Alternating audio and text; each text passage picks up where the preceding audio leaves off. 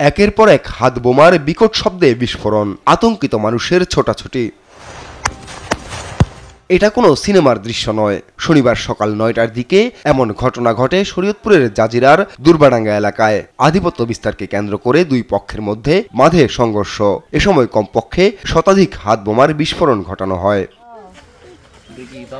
স্থানীয়রা জানায়, বিলাসপুর ইউনিয়নের চেয়ারম্যান কুদ্দুস ব্যাপারী ও স্বেচ্ছাসেবক লীগ নেতা জলিল মাতবরের সমর্থকদের মধ্যে আধিপত্য বিস্তার নিয়ে বিরোধ দীর্ঘদিনের। এ নিয়ে আগেও বেশ কয়েকবার সংঘর্ষের ঘটনা ঘটেছে।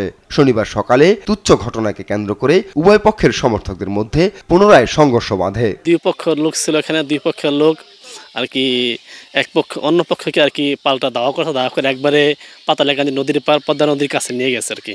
জলিল মাদরের লোকজনে ওই যে হের বাপেরে মারছে, এটা উদ্দেশ্য করে মনে করেন হেরা মনে করেন লাঠি ঠেঙ্গা লিয়ে আসে, যত লোকজন আছে সবাই মনে করেন দৌড়ে বাড়ি ছাড়া করে দিছে।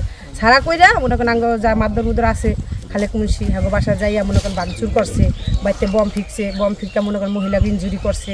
পরে মনে করেন হুন্ডা মুন্ডা যা ছিল সব মনে করেন ভাঙচুর করছে। পরে পুলিশ খবর পেয়ে ঘটনাস্থলে গিয়ে পরিস্থিতি নিয়ন্ত্রণে আনে। একজনের নাম হচ্ছেন জলিল এবং আরেকজনের নাম কুদ্দুস। মূলত ওনারাই এখানকার মূল অ্যাক্টর। তাদেরই বিভিন্ন পক্ষ বিপক্ষ বিভিন্ন সময় এখানে অস্থির পরিস্থিতি তৈরি করে। বিভিন্ন পক্ষের মধ্যে মারামারি, ধরপাকড়ের ধাওয়া পাল্টা ধাওয়া চলছে এবং অস্থির পরিস্থিতি বিরাজ করছে। তো পুলিশ খবর পেয়ে তাৎক্ষণিক ঘটনাস্থলে আসে তো এবং পরিস্থিতি নিয়ন্ত্রণে নেয়। এই ঘটনায় এখনো থমথমে পরিস্থিতি বিরাজ করছে এলাকায়।